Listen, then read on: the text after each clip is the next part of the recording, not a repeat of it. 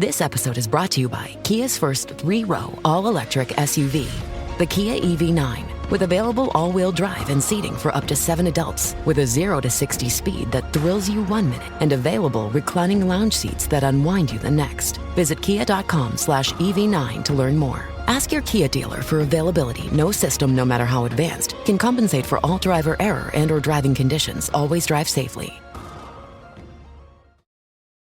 I'm Mo Rocca, and I'm excited to announce Season 4 of my podcast, Mobituaries. I've got a whole new bunch of stories to share with you about the most fascinating people and things who are no longer with us. From famous figures who died on the very same day, to the things I wish would die, like buffets. All that and much more. Listen to Mobituaries with Mo Rocca wherever you get your podcasts.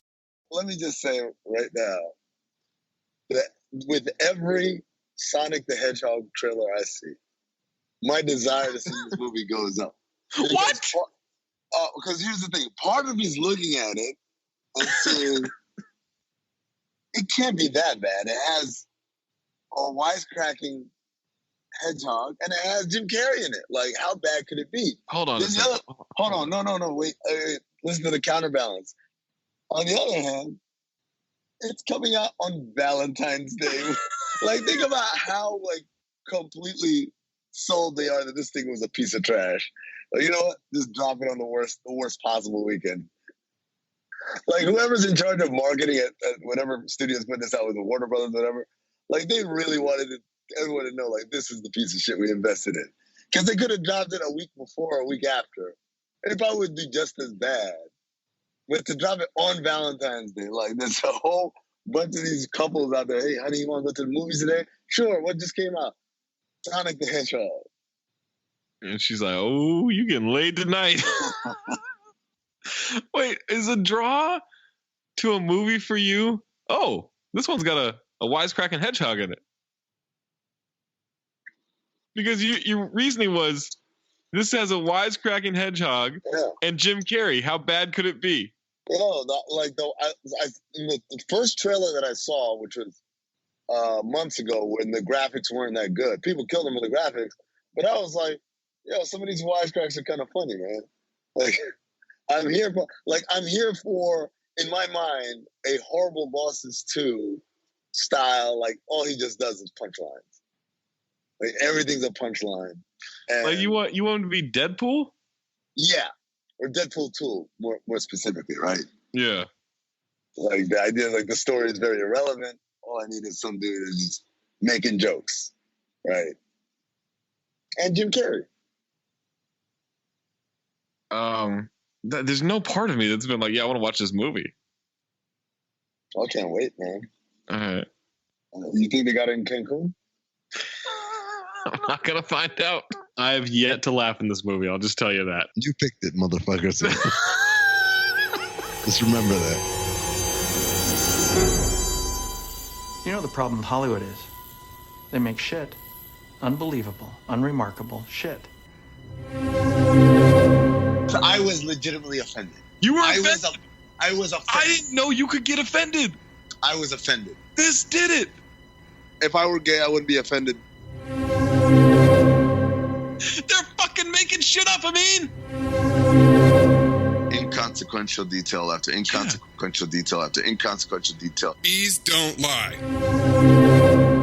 1, 2, 3, 4, 5, 6, 7. I'm holding a mic in my hands, and now I'm talking all alone.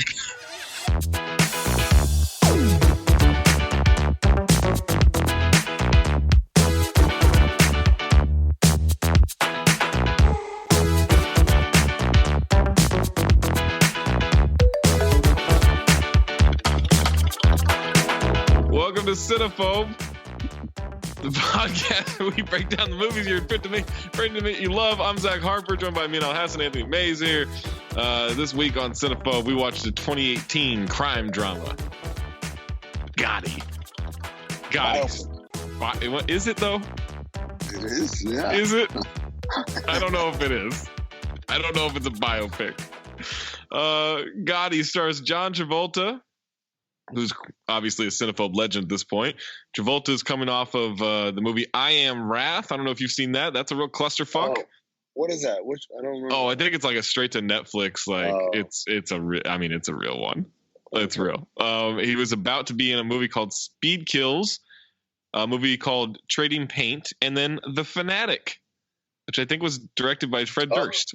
Oh, that's the one I wanted to see. Remember that was one of the first movies, and we were like, "Yo, this has to be a Cinephobe."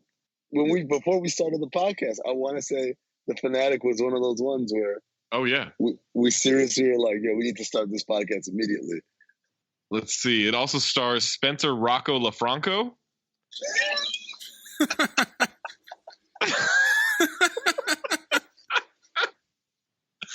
I'm sorry. Let me do that again. This also stars Spencer Rocco LaFranco, who's in Dixieland. He hasn't been in anything since this movie, which I think I have a good idea why. Thank God, dude. Thank God. It also stars Travolta's real-life wife, Kelly Preston. Kelly Preston, yeah. You may remember her as the tongue alien in Battlefield Earth. She was previously on CSI Cyber before this movie, and that's apparently a show, and will be in something called Off the Rails, which is in post-production. This movie's directed by Kevin Connolly, who you may remember as E from Entourage. He's directed a 30 for 30 on something in hockey. He's directed some TV episodes and something called Dear Eleanor. It was written by Leo Rossi and Lem Dobbs. Rossi is an actor from The Accused and Halloween 2. He's also in this movie. He was also in Analyze This. He's written something called Mafioso, The Father, the Son. And Dobbs wrote Dark City, The Score, and The Hard Way. The Score was a really good movie. And The Limey and Haywire. So that guy, he had some credits. The other guy, it makes sense. But this guy I would have expected more. Synopsis for Gotti: the story of crime boss John Gotti and his son. You know what's funny? I think to myself, it's really hard to fuck up a biopic. Right? It's hard. It's probably hard to make it great, but it's also hard to fuck it up. Yeah. Because it's not like you have to come up with a story. No, the story's there. You just got to find an interesting way to tell it. Mess up? That's the hard part as far as nailing it. But in terms of I did an atrocious job of this. How can you do an atrocious job of something when the story's already written? I don't know, but they managed to do it. Yes, they did. Tagline for this. Did they? Tagline, spoiler. Tagline for this: a real American Godfather. Oh, nice. Others. Very creative. There are two other taglines. What else?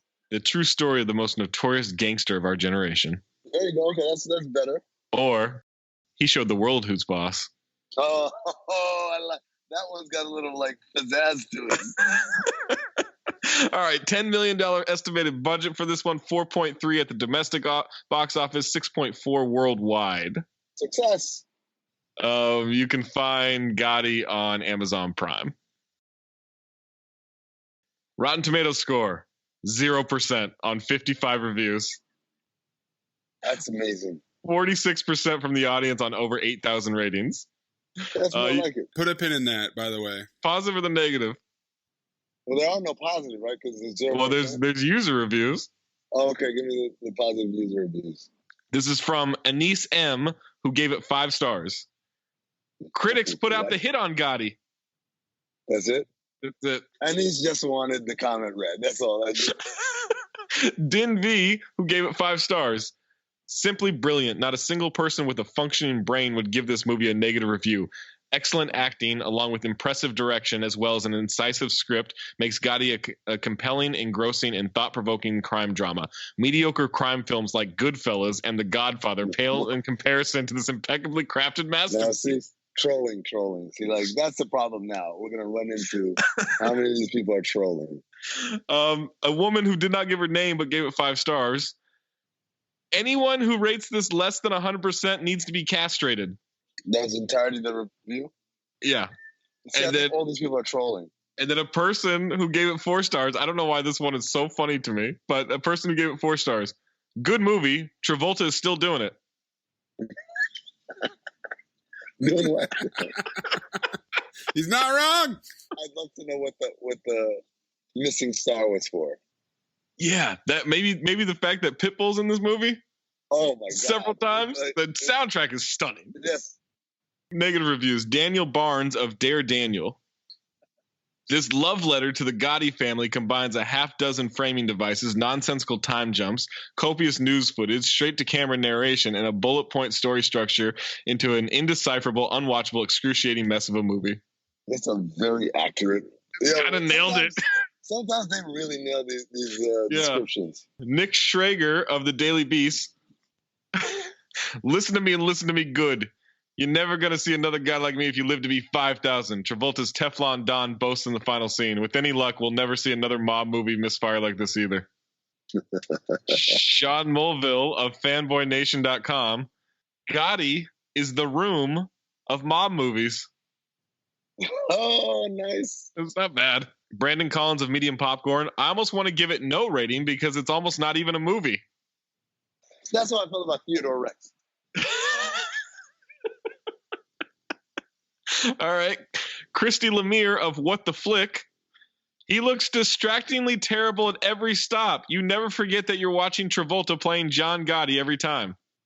It's accurate. Ironically, that's how I felt when I watched him in People vs. OJ. Oh, yeah. Yeah, I make a note about that later. Vincent Mancini of Film Drunk. Gotti, alternate title, Gotti, I'm Walking Here, feels exactly like it was directed by a grown man who owns a framed Scarface poster. Brian Tellerico of RogerEbert.com. He may have been a murderer, but even Gotti deserved better than this. And then Roger Moore of Movie Nation, final one. Travolta is better than the movie around him. Kevin Connolly's directing career? Forget about it. There was a lot of these kind of jokes in the reviews. Hold on, Roger Moore, 007. You thought Travolta was the best part of this movie? You know what? Actually, I agree. Travolta is the best part of this movie. Like, Maze, that's not wrong. Absolutely, yeah. No, for what reason, though? There's no other competent actor in the movie. There's not a single actor in this movie other than Travolta. Travolta has a couple moments, that's good enough to win. What, you're in on Spencer Rocco La Camforo, whatever the hell his name is? Dude, oh, Jesus Christ. All right, Amin, do you have your first note handy? LMAO. Travolta made me laugh off the top. This is going to be great. All right, we open with a shot of New York. John Travolta with a wig and a bad Italian accent breaks the fourth wall immediately. It says, let me tell you something. New York is the greatest fucking city in the world. My city. I was a kid in these streets. I started in the fucking gutter, and I made it to the top. This life ends one of two ways, dead or in jail. I did both. I don't think that... Wait, doesn't every life end up dead? Yes! But it doesn't end up dead or in jail. Yo, this was a scene, by the way, that made me laugh and say, this is going to be great. Also, I have the note, Amin, this is what you sound like when you laud New York so much.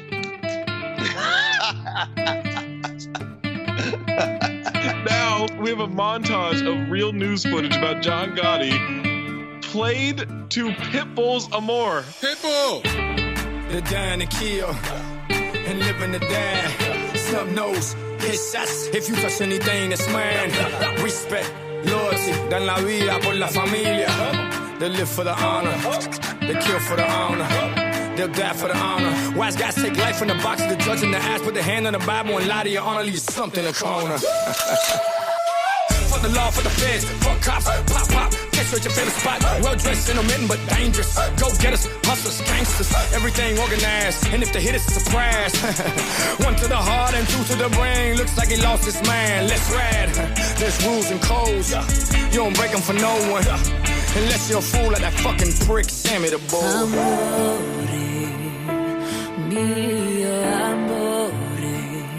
I've waited for you to save me tonight, but you left me dying slowly multiple Pitbull songs in this movie about John fucking Gotti. At this point, I just said, "Oh, Pitbull soundtrack," but I just assumed because it was just a montage, they decided to use that song because it comes Italian, even though it's not. Like, but they try to spruce it up. So at this point, I wasn't that suspicious of how this was going to go from that standpoint. Really? Stay tuned. Stay tuned to that point. Because I remember audibly laughing in the movie theater with all those old people and Dave Shelley when Pitbull came on. I mean, I was blown away. I wrote Pitbull soundtrack. That's what I wrote. And my next vote is this Gotti is a real paisan. After the montage, we're in Long Island in 1973. And I write, I wonder who they got to play young John Gotti for the flashback scenes. Oh, wait, they just got Botox and Just for Men to play it. Because that's what Travolta looks like. It's just painted. The hair is just painted on very haphazardly. And his face is so stiff. I gotta ask, guys, is it better or worse than The Irishman, honestly? I haven't seen The Irishman. Oh, man, if it wouldn't anger so many people, I would definitely nominate The Irishman for a Cinephobe. Really? Yeah. He effectively looks not at all as young, just like De Niro in The Irishman. Yes. Oh, he doesn't look young at all. But The Irishman had like a $170 million budget. This had $10 million. I know, that's what I'm saying. It's a toss-up. Give us $170 million to see what happens. See what we can get done. Gotti is talking to someone named Neil Della Croce. He wants John to handle something for the Gambino family. I wrote, the voice work in this movie is offensive. Yeah. Now we're at a tavern that is poorly lit. Gotti sits down after walking in the door. Two other shadowy figures come in. The bartender reminds me of Marissa. I love Marissa Tomei. Oh, yeah. I just watched My Cousin Benny the other night. Whew. Man. I watched her in Spider-Man the other night, and boy, let me tell you, Jon Favreau, he ain't the only one who's happy. Yeah. The webs, not the only thing shooting. Yeah. Well, oh. Forget about it. All right. Two shadowy figures come in. They get in a fight after saying that the cops. Gotti shoots the guy in the head. Now apparently he's a made man, and we jump to present day at a penitentiary. So I wrote this. I said, they didn't make a man for 18 fucking years? Because they said they're going to jump you in the first one since like 65. And I'm like, wait, they haven't had a made man in 18 years? How is that possible? I mean, I don't know. We're in a present day penitentiary. He's being wheeled in like Hannibal Lecter. He even makes a Hannibal Lecter reference. Yeah, what was up with the time jump? What was the point? And which one? All of them. Why didn't they just like tell the story? Like starts out here and then this happened and just move on. Like because why it's supposed to be like a here, son. Here's why we are where we are, right? And this is why it's important. But so why wouldn't they start with? So then why wouldn't they start with that? And then jump back into the past to him becoming a maiden. Like, why would they start with him by the Brooklyn Bridge Park or whatever? Yeah. Then go back in time to him becoming a made man. Then go back forward to him being Hannibal Lecter. Then go back in time. Like, why would they do that? I mean, there are points in this movie where I put the note, like, I don't know what year we're in. They do it constantly, and then I love that they only show us the year like a quarter of the time. Yes. Sometimes. Yeah, that's the other thing. Is it still present day? Is it back in that same year? Like, I don't know. I like how annoyed you sound, that. Because it was bothering me because I can't follow the fucking movie. I'm tired. I need to take a nap. I'm trying to I've got the goddamn trade deadline just hovering over me. Like, I'm exhausted. I am exhausted. I wrote so much this week. I did so much goddamn talking. And all I want to do is watch a movie, take some funny notes. And I can't because I don't know what fucking year it is in this goddamn movie. And all I can see is this goddamn hair dye and his claymation face trying to act through all this shit. And it bothered me. It legitimately made me angry watching this movie. Twice next time all I want to do is take a fucking nap. You know what I'm going to say to you? This is for Geely, motherfucker.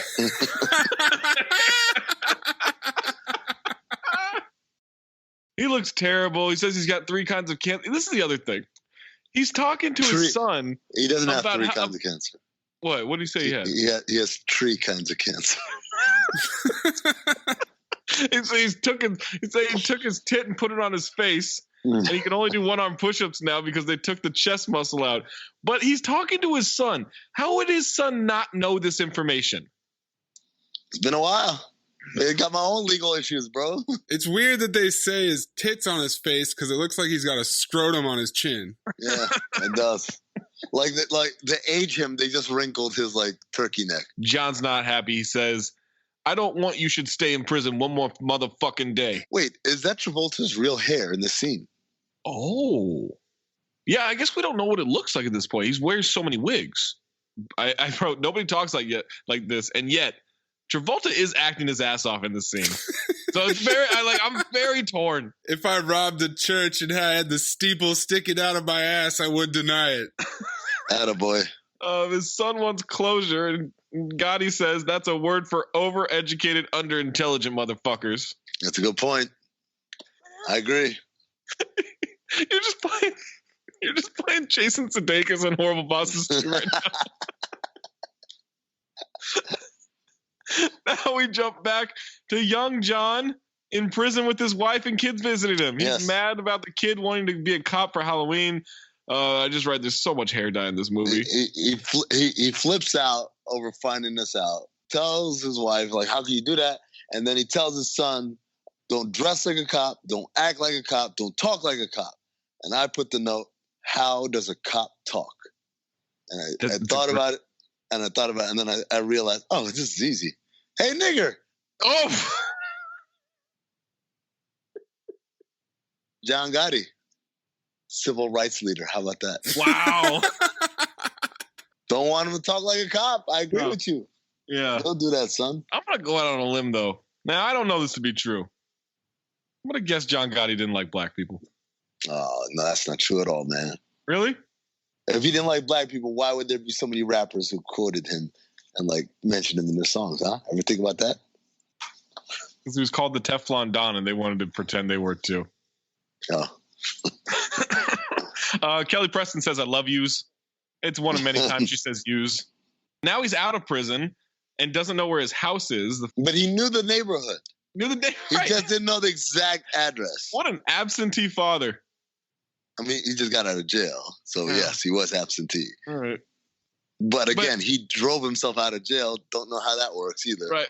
He drove himself out of jail. He goes to the neighborhood. He asks his son where the house is. He says, back in the corner, the corner house over there. So he drives back. He gets out there. Happy he's home.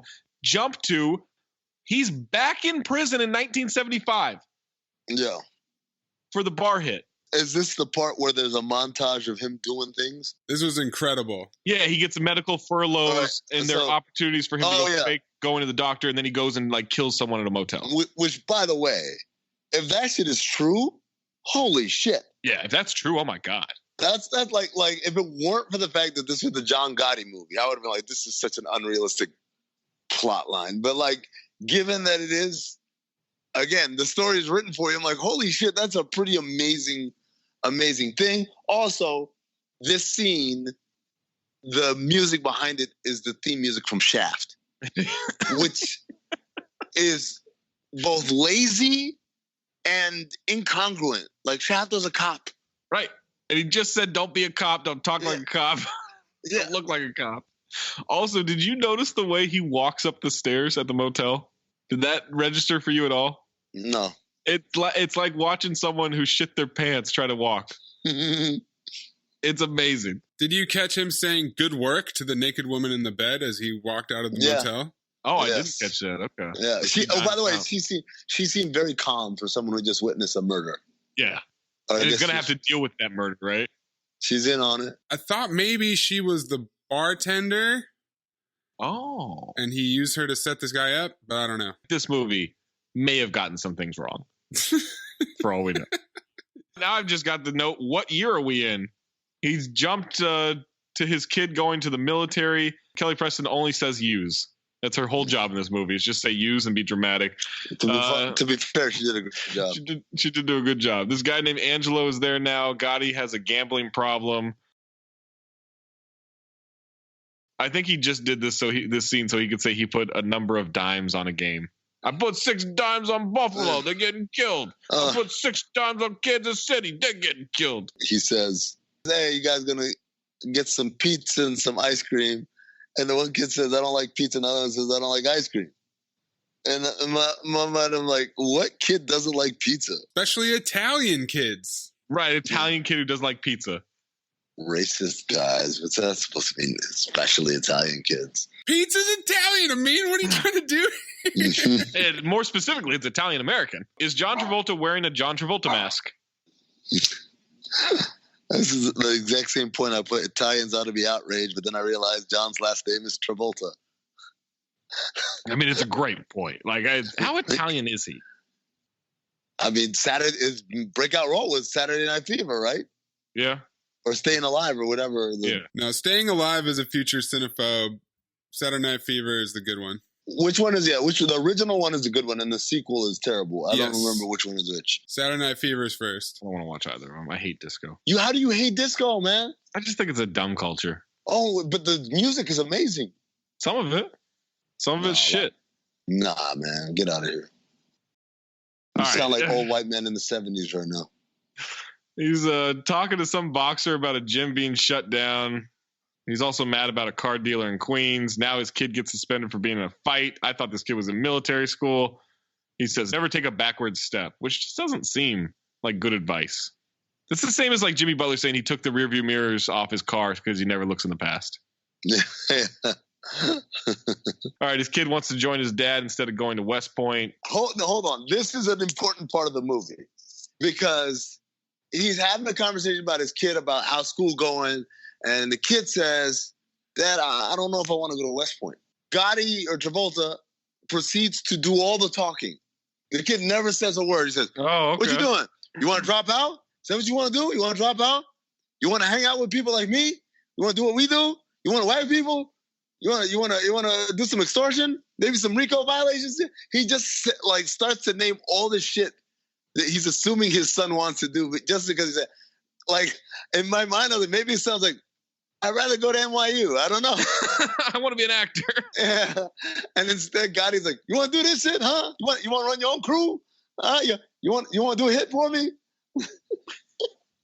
He basically forced his son into this shit. All right, so he forces his kid to not go to West Point and to get into the business. Now we're at a club in 1979. Gotti is challenging the idea of insanity pleas. They're talking about a guy named The Chin, who's a family boss. And let me tell you, Amin, that guy has a fucking chin on him. Yes, he does. He had a chin. They definitely, central casting definitely did well there. Well, I hate to break it to you. What's that? I think there was a prosthetic. No, can't be.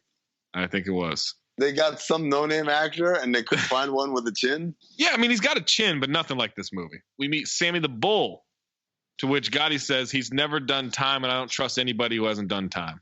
It's actually a good rule. If you're going to be in that life. I kind of feel like that's like revisionist history. There you go. There's a revisionist history there. Oh, because the guy turned out to be a rat. Oh, you knew immediately Sammy the Bull was a rat, but you let him fucking hang around anyway. Right, exactly. Now we're back to present day. Gotti is arguing with his kid about taking the plea again. Now we're back to a kid riding this stupid little mini motorbike in the street. He's riding like a real asshole, okay? Like, I'm not saying this kid deserved to get hit by a car, but this kid. This is the screenshot from my notes. Why is the kid riding like an asshole? Like, there's literally no other way to describe. He's going serpentine in a street. Like he's trying to get away from an alligator. In the middle of the street. Like, he's snaking back and forth. The car turns into the street way up the fucking block. Way up the block. And he doesn't adjust his riding style one fucking bit. And the guy hits him to what also, like, so when we get everyone rushing over there, the driver is pointing up at the sky saying, the sun was in my eyes. Yeah. Which I thought was funny. But then I don't think the car was going that fast. And it's not like that motorbike was going that fast. How did it kill that kid? Because he's a soft piece of shit. That's why. He's no Angie Everhart. Who's Angie Everhart? That's the redhead from Jade. The girl who got trucked in Jade. She got hit by a car. That's how you get hit by a car. That's how you get hit by exactly. Now we have a scene of Gotti in the hospital with the angst of my kid is dead. And I said, is he narrating this or not? John Jr. later that night sees his dad crying in the dark, and I wrote vulnerability. There it is. The wife is breaking down now in a different scene. I wonder which of these scenes they thought would get them the Oscar nomination. Because at some point they thought they were killing it. Jesus. Like Kelly Preston and John Travolta, like they have no sense of reality with this stuff, right? I don't know, man. He was probably going for the Oscar when he said he was 12 years old. He didn't have a hair on his prick. Ain't no fucking reason, ain't no fucking God. That's when I wrote the note. We're a half hour in, and I have no idea if anything has happened. Yo, I legit thought that you lost me in the plot. I got lost in my notes, and I thought we had time jumped, because that's how fucking confusing this movie is. It is. It's so confusing. So then we find out the driver was abducted by three men, put in a van. The diner owner who said he saw everything gets strong-armed into not saying anything. He sells the diner. Gotti's had enough of his wife's grief. Now we're at Christmas Eve of 1984. Why is this movie jumping around so much? Now we're in 1985. Gotti's kid is at a bar. Some guy's trying to buy them drinks. They say, no thanks, take a walk. They get in a fight. Gotti finds out. He comes to Angelo's house. He slaps the shit out of John Jr. because someone got killed during the fight. Oh, he really slapped the shit out of him. And the friend, too. Then we find out Angelo, in the next scene, was caught on a wiretap. He's freaking out about it. And this is my next note, is that they're talking about all these people who might get caught up and stuff, but they haven't introduced really any of these characters, so I don't know what any of this means. And we're always talking about who's the boss, and this guy's a boss, and this is another it's Tony boss. Danza. Yeah. Is this the section where after we see a newspaper saying that he is indicted, then it just cuts to him yelling at somebody in a parking lot in a tracksuit? Okay. You won't explain this. Well, they're cameras. Are you a pedophile, son? No, you know. Okay, are you a rat? No rat. Okay, did you get arrested for rape? No. Okay, what the fuck are you hiding behind your coat for? What are you ashamed of? We don't hide who we are. If I ever see you cover your face again, I'll cover it permanent. You understand that? When you walk with me, you walk all the way to the fucking gate. Now get out of here. The newspaper we saw was a picture of the dude getting arrested. And as he's walking out, he covered his face, right? You know, like some people when they're arrested, the cameras are there, they cover their face. And so that's why he does, are you a pedophile? Did you rape somebody? Basically, did you do a dishonorable crime? Then why are you covering your face like you're not proud of what you just did, like of what you're being arrested for? Basically, like stop being a bitch, like you're a gangster, like claim that life or whatever. Which, admittedly, it took me a while to figure out what the fuck he was talking about. But when I did, I was like, oh, yeah, okay, that makes sense, I guess. Good message, I guess, yeah. I don't know what year this is, but now they're in court and they're discussing setting the bail. During the hearing, they find out one of the guys has been an informant for FBI for like 19 years. This is a very important scene, right? Discussing the bail. Scene? Yes, it is, because check this out. Discussing the bail. Is it because of the prosecutor? Because she was smoking. She was smoking. Lydia Hull. I looked her up. Hasn't been in much. Well. I did look at her Instagram, though. Today on the radio. Oh, man. Like, what was it that Reggie said something like, something's got to keep coming. And I was like, something. What I was going to say on live radio was, something came already. Oh, we were talking about inside the NBA last night. Jesus Christ.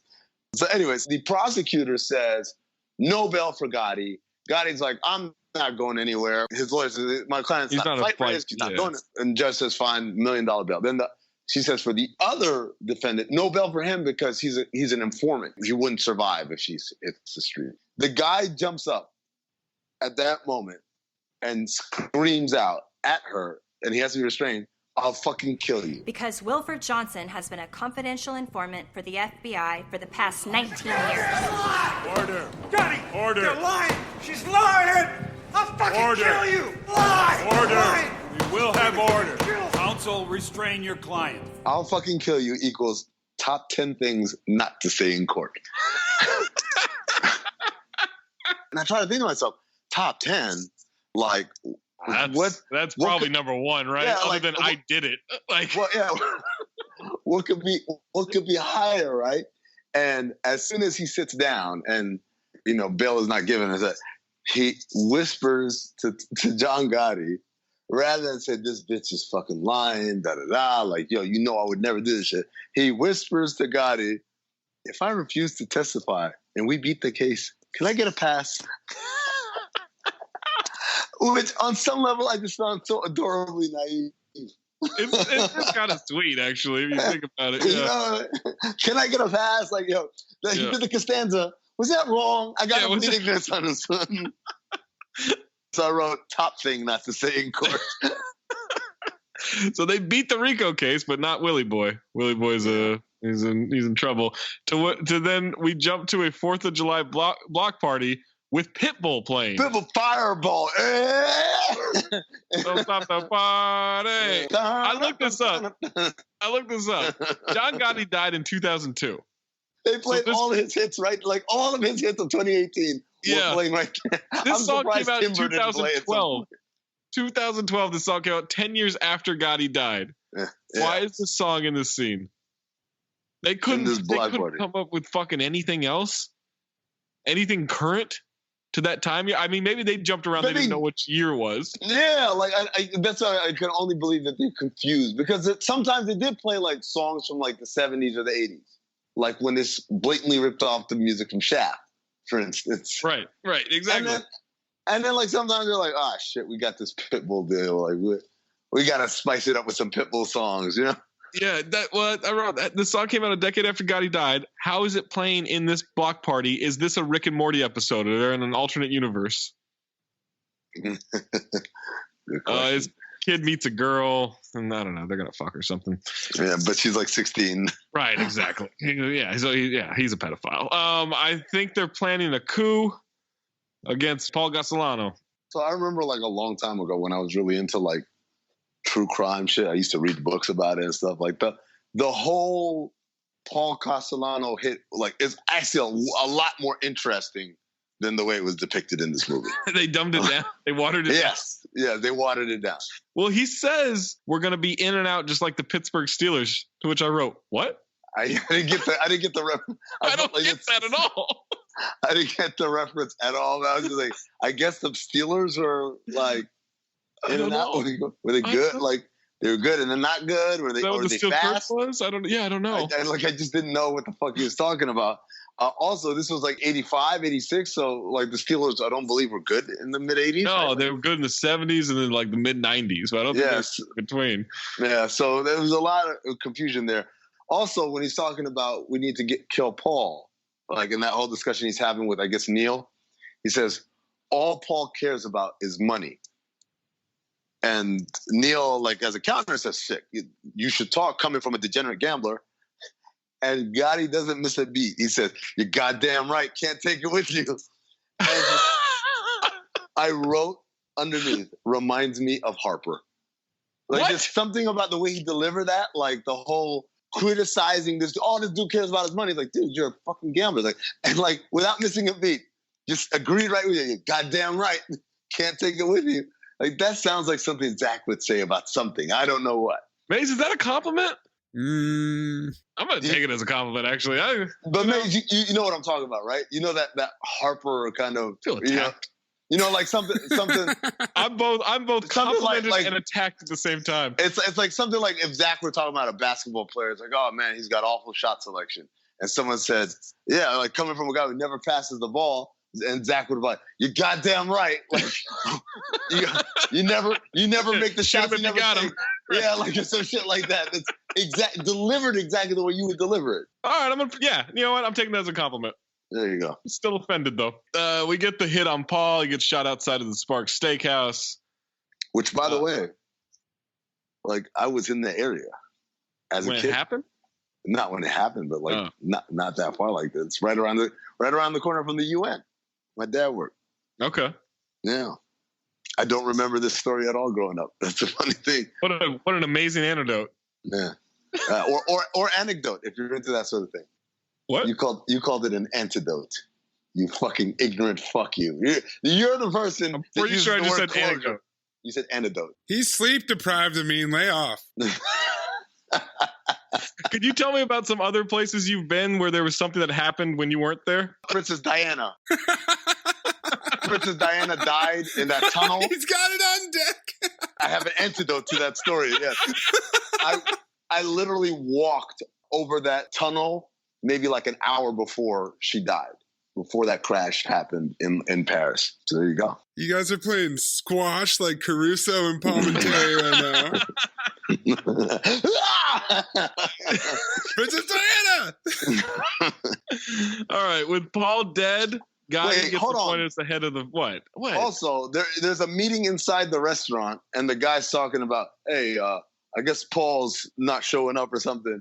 And while the dude's getting shot, and I'm saying, did you not hear the gunshots? I know. I mean, there's a lot of gunshots. It's not just like you got hit once. Like they're unloading. And not only are they unloading, but the man he's talking to, who I think is Neil, but I'm not sure. Yeah. Literally turns around and like he's watching the guy get shot. And he's like, I think Paul ain't gonna make it. Like, why would you say that? Did he page you or something? Hey, he said something like, Paul's here. Oh, he's like, oh, Paul's here. He's just not gonna make dinner. Gotti gets appointed as the head of everything. Now we have a news montage about Gotti, the hit, him being a mob boss. Is this how the news was back then? They really cover it like this? I don't remember this, but I also wasn't in New York. You also have no antidotes. All right. Sure, I said antidote, but all right. Don't lie. The movie is losing me. I really don't know the plot, and I've seen this before. That's my next note. They start to kill all these other mob guys off. Yeah, we're getting a lot of hits, right? And I said all of them seem to go out very easily. And they use the example of Gas Pipe, who's sitting in his car and someone says, hey, are you Gas Pipe? He's like, hey, who the fuck are you? And he gets shot. And I'm like, if this is how easily they're going out, they don't seem like very tough guys to me. Like, right, if you exactly. get killed that easy, like I feel like I would be much more alert. Yeah, if I were in that life. Frank gets blown up in a car. A retaliatory hit goes awry. The guy's getting tortured. But I don't know. Again, I don't know who these people are. They're just random Italians getting killed to me. At some point, Gotti says, if conversation had calories, I'd be the fattest fucking guy in the world. I can't argue that one. Angelino has to be put on the shelf for life. Nobody in the clubhouse will look at him. John Jr. goes to Angelino's place and he says, get out of here, kid. You don't say another word against your father. John's explaining the principles to live by to this kid, and they have to follow them. Now John's in court again. He's not guilty. Third victory over the government, and he's named the Teflon Don. And Walk Like an Egyptian is playing. That's the part I did not understand. Is it just because he walked? That's got to be it. Otherwise. All right, so let me get this straight. 4th of July block party. All the huge catalog of like songs that they could have picked from that era, that time, that was like a great party song. Yeah. They said, no, give me a Pitbull song. Let me go off the menu. So here, in a case where he gets off, we've already established that they are not tied to the music of the day to make a point in a scene. So they could have literally picked any song, Guilty Till Proven Innocent by Jay-Z, anybody. And instead they decide, no, we have to stick to the time. And the only song that comes close, apparently, due to our exhaustive research, the same people who brought us the theme from Shaft for a montage of him killing people, was Walk Like an Egyptian because, quote, he walked. It's a great question. I mean, it's something else. John Jr. is inducted into the Gambino family now. You know why you're here? No. You know everybody in this room? Yes. This is a society of brothers, a Cosa Nostra. You are now about to be inducted as a member of the Gambino family.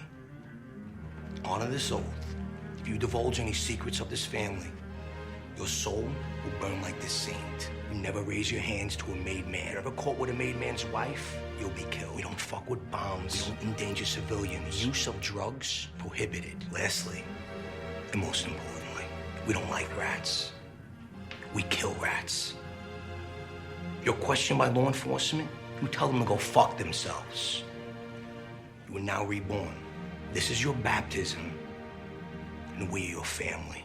Maybe I wasn't paying attention close enough, but we have a gala. We have a black tie affair that all of a sudden is just like unveiled to be his son's wedding. Like, were they talking about it before that? Or is it like, that was a surprise to me. He brought it up kind of like right as they were walking in. They're like, yeah, you're going to get that on the day you get married too? Oh, and I'm like, what? And they walk in and he's getting married to the 16-year-old. This is what was happening the whole time. I don't understand this storytelling. Can we ask Jerry Ferrara about this and whether or not he had to lie to E about liking this movie? That's a good question. It was especially excruciating because Spencer Rocco-Lofranco. Rocco-Lofranco. He has the same haircut in every era, and like they don't age him up or down at all like they do for Travolta. So you have no idea if it's just a scene with him. You have no idea when it is. Well, sometimes it's slicked down, like straight back, like Pat Riley, except he's got the fade on the sides, and sometimes he poofs it up. That's like the two things he goes back and forth with. And then there's the one scene where he's got the wig on at the end. And also my favorite thing is when they show us the pictures of the real John Jr. God. He's like 100 times older. Like, I'm like, whoa, who is this old man? I was like, oh shit, that was John Jr. Okay. E having to direct a Gotti movie and it going horribly wrong could have been half a season on Entourage. Oh yeah, absolutely. By the way, when he beats the case, when Gotti beats the case, they have this montage, I guess news montage, of all these local people like celebrating, yeah, John Gotti's a great man, and da-da-da. Who the fuck are these assholes? Like, what's John Gotti doing for them? Right, nothing. Throwing block parties. Yeah, well, he's throwing block parties with Pitbull playing. What is this futuristic music? There is a line in one of the montages later where the guy says, oh, crime's up since Gotti got in prison. You know, he was keeping the streets clean or something. He kept the neighborhood safe. I'm like, safe from what? From himself. Like, what are you guys talking about? They act like they lived in like little Vietnam or something, man. Like, relax. Now Gotti's been indicted with the murder of Paul. We're listening to tapes in court in 1992. Sammy the Bull was a rat. Government cut a deal with him. To which then I wrote the note, was this entire movie made just so Travolta could mean mug in a courtroom? Did the OJ show move him that much? Because it's just a lot of focusing him on court, like in court, like just really, like just a hard face, right? That's the funny thing is, like Sammy the Bull, what he did was something that hadn't happened like in 100 years of organized crime in this country. Right. There's a very rich, interesting story about how Sammy the Bull flipped, how they got him to flip, and the things that he told. And for whatever reason, this movie decided, he just told. Guy's a fucking rat. Oh, what are you doing? He's a rat. Well, what do you want from me? Like, y'all don't want to explore that at all? Like, remember from when before when you didn't trust him? You should have trusted him. If you told me there was a movie about John Gotti, I would imagine that one of the most important characters in this movie is Sammy the Bull. Like, if I was casting, I would have to cast the hell out of the Sammy the Bull character because, like, this dude is gonna have like such a. It's like John Leguizamo and Carlito's Way, if you've ever seen that, right? Like Benny Blanco from the Bronx, right? And the whole idea is like, oh yeah, I'm cool, and like Carlito disrespects him multiple times, and so he breeds this contempt or whatever. So the character's very important because ultimately he's a downfall of he shoots Carlito.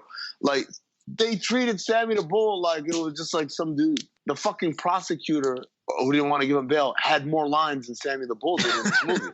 Think about that. That's true. Now Gotti's guilty. He gets 5 lifetime bids and has to pay a $50 fee, to which he says, Your Honor, 5 lifetime bids, but the $50 surcharge. You really know how to stick it to a guy. Hey, I'm walking here, use meatballs. I kind of like that. I kind of like that scene. Yeah, I did. Which then I wrote the note. The reviews are right. This is a real John Gotti is a hero themed movie. That's the part that you felt like was a little too. Because at that point, that's when we get the montage of stuff, right? Like another news montage. Yeah. Oh, the John Gotti's a great man and da. Yeah. The kid takes over. There are hits everywhere. Gotti's dying in jail. Now Gotti Jr. gets arrested. He wants to meet his dad to get closure, as we learned earlier in the movie. Gotti says that he'd want to go in a courtroom one more time to show the government what a man is. When Johnny Boy gets arrested, they couldn't afford vans or gear that has any agency branded onto it. So it's just unmarked black outfits. Yeah. And they load him into an unmarked white van. It just looked like he got kidnapped. Yeah, SWAT team in a white van was an unmarked van was a nice touch. My next note.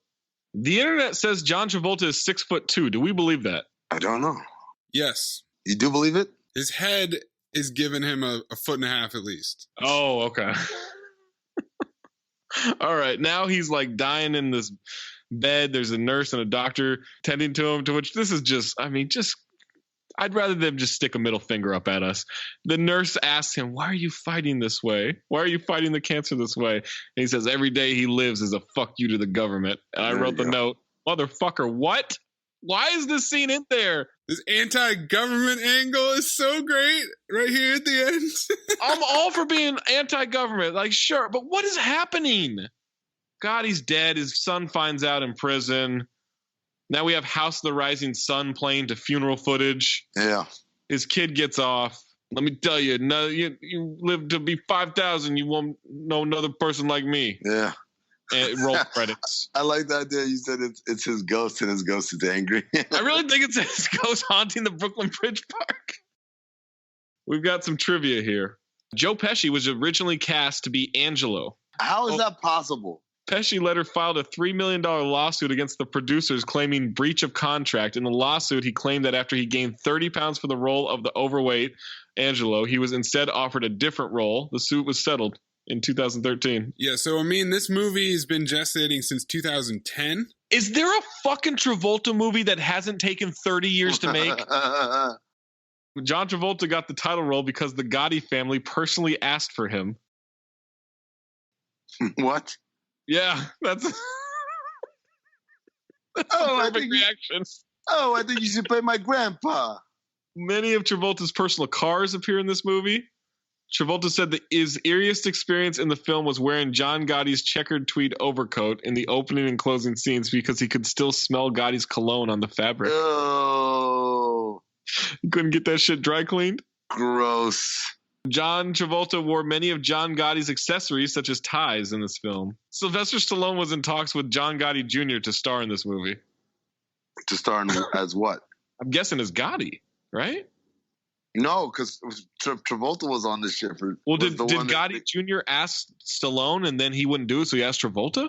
Frank Stallone was also asked to play Gotti. To do what? To play Gotti. Get the fuck out of here. But he insisted on singing a solo in the end credits. The studios felt this went against the soul of the movie. Was this originally supposed to go straight to Hallmark? What do you mean Frank Stallone was supposed to play? This isn't a joke? I thought Mayes was just being funny. No. Get the fuck out of here. Every single Italian person in Hollywood was offered this movie. Shia LaBeouf, Channing Tatum, Dominic Cooper, James Franco were considered to play John Gotti Jr. At any point did they consider it? Hell no. Gotti's children, Victoria Gotti and John Gotti Jr., were on set during most of the shoot as consultants. They provided the production with various family videos to help with the accuracy of their father's portrayal. This explains a lot. This took 8 years to reach fruition after several directors, cast changes, and script changes. There are also 44 credited producers of this movie. Oh, I saw one that said 58. Oh, shit. I think it was 44 originally, and then there's some changing hands. This movie got acquired and reacquired by some people, so add a couple more producers. Composer Pitbull was so impressed with similarities between a photograph of John Travolta as John Gotti and the real John Gotti that he asked if he could be involved with the score for the whole film. Instead of, like, when you say the score of a movie, it's usually instrumental music. Right. Created for the movie, not like, yeah, you can use my songs. Well, whatever instrumental music there was composed by Pitbull. The movie was sponsored by the American Dental Association. I don't know what the fuck that is, but I love it. A Mexican flag was accidentally used during the scene where Gotti and Angelo meet at the social club. The Italian flag was added by CGI in post-production. Good job. Most of this movie was shot in Ohio, Cincinnati, Ohio. There were initial talks with John Travolta to star in Gotti the Musical with John Woo at the helm, but due to scathing negative reviews of the movie, the musical was canceled. You motherfuckers. I would have paid for all of us to go see this musical. Gotti the Musical. At which point Frank Stallone was like, is it too late to get back in on this? Okay. In 2011, around the same time, Joe Pesci signed on to play Angelo. Al Pacino signed on to play Neil Della Croce, but dropped out when problems arose with production. Chaz Palminteri was also initially cast as Paul Castellano. So they really did, like, contact every Italian actor in, like, Hollywood. John Travolta provided his own personal wigs. I bet he did. Wait, isn't that true of every movie he's in, though? It might be. That's a good point. While researching this movie, I encountered an article with the headline, "Is Gotti manipulating Rotten Tomatoes to make its user score higher? Suspicious fan reviews spark debate." after it got tanked by all critical reviews, MoviePass uses like farming accounts that appear active that pass the inspection, but they definitely were floating those 5-star ratings. So a bunch of the reviews that you read obviously sound like they're not only fake 5 stars, but also attacking anyone who would review it poorly. Yeah, what about this review though, Mace? Because there's a 5-star review that I just found here that said Gotti is like masturbating in class. It's fantastic. You think that was one of the MoviePass reviews? So not only is MoviePass faking these reviews, it turns out that 40% of its opening weekend box office gross was due to MoviePass users. And there's a quote, "It used to be in distribution, we'd all gossip whether a studio was buying tickets to their own movie to goose their opening. But in the case of MoviePass, there's no secret. They're literally buying the tickets to their own movie." And did you guys know that they literally went bankrupt last week? Oh, this last week? I would have guessed a year ago. I think the service ended, but they finally went belly up. There's another 5-star review. A lot of racism towards people from the Mediterranean, especially Italians. 5 stars. Nice. And then another one, 5-star. Just a classic of its time. You know I laugh very hard, very much all the time. This movie is very funny, very sad. I give this a 9 out of 11. Very nice, very funny. 9 out of 11? Yeah, at first I thought it was a 9/11 reference, but... Yeah. That's what I heard. It's a perfect rating, right? Have you ever been, Zach, you've been to Roast Battle. Yeah. The Saudi Prince. Oh, yeah. There's Maze, at the Comedy Store, every Tuesday night they do a roast battle, right? And 2 comedians go head to head, and they have like several rounds of these 2 pairings of comedians. They come up, they roast each other. The jokes are very, very like personal. Really personal, and also very offensive. Like, this is the stuff that they could never be out on Twitter or on Instagram because there'd be too much pearl clutching. But afterwards, like the performance is critiqued by a panel of judges, and one of the permanent judges who sits in a corner all of his own is a guy who wears a wig and sunglasses, and he calls himself the Saudi Prince. And he rates the battle. So I say, yeah, I give this one 2 towers down. This is the opposite of when Amin was offended. Yeah. That Cage had to look up 9/11. Still offended by that. There's no Tony Medley for this, right? No, I'm bummed at him. He's slacking. This was in the medley zone, firmly in the medley zone. He is slacking, man. Yeah. He better have like cancer or something, right? Like the way he slacks. Wow. The last year or 2. Jesus. What? He better have cancer. I mean, you know what I mean. No, I don't. Frankly, I think he has a broken heart. He's got 4 2020 reviews. He's back, baby. He reviewed The Gentleman. He beat the cancer. It might just be in remission. It might not be beaten. So we just file this thing? Yeah, I think we can. Amin? This movie, the editing was kind of weird. Like, I didn't know what year we were in. Kind of weird. It didn't make a whole lot of sense. And as I said earlier, it's really hard to fuck up a biopic because you already have the story. And this is actually a very interesting story. Having said all that, I never got bored of this movie. Oh, my God. I was engaged the whole time. And John Travolta made me laugh so many times. I'm going file. I'd watch it again. I would. No, fuck you would. Don't lie. I would watch it again. Maze. Fuck no. Phobe. Movie's incomprehensible. We've had bad acting. All right. We've got golden dumpsters coming up to reward all these terrible actors. But Spencer Rocolofranco, get the fuck out of here, dude. I like how you say his name. It makes me very uncomfortable. It does. It feels like a hate crime when you say it. Look, this is the second time I've seen the movie, okay? Okay. So I saw it in the theater. I hate to see it. This is the second podcast I've done about this fucking movie. If I'm trying to be legitimately fair, right? It's a horribly done movie. It's horribly done. The story's not explained. The acting is terrible. I'm not even sure the script is good, let alone the directing. Like it's a mess from start to finish. It's a zero-tool player. 100%. Like, can't do anything. Can't hit, can't throw, can't run, can't field, can't hit for power. And yet, this fucking John Travolta, man. Yeah. He brings his own wigs. He brings his own car. He dyes his hair. Yes. He does his own Botox. He smells John Gotti. He smells like John Gotti. Just file me. Yeah. Just file me. Because you know what? I'll watch it again. I'll get high. I'll watch it again. You know what Zach did there? Zach did the thing where the guy's in court and he's like accused of like murdering 700 people and just mayhem and stuff. And the judge reads the verdict like, you know, you're a detestable human being. You shouldn't be a part of society. And yet, because of some bungles by the prosecutor, I have no choice but to let you go. All charges are dropped.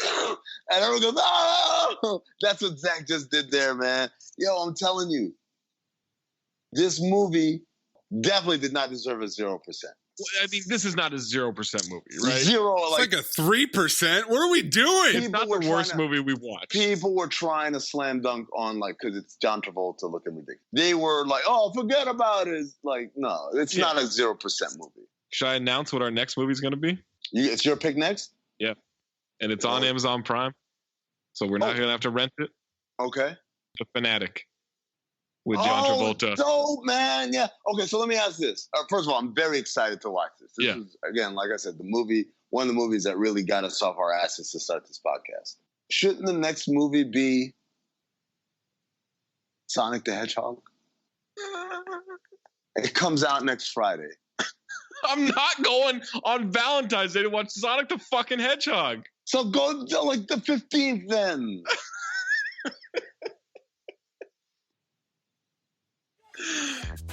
You know what? Fuck it.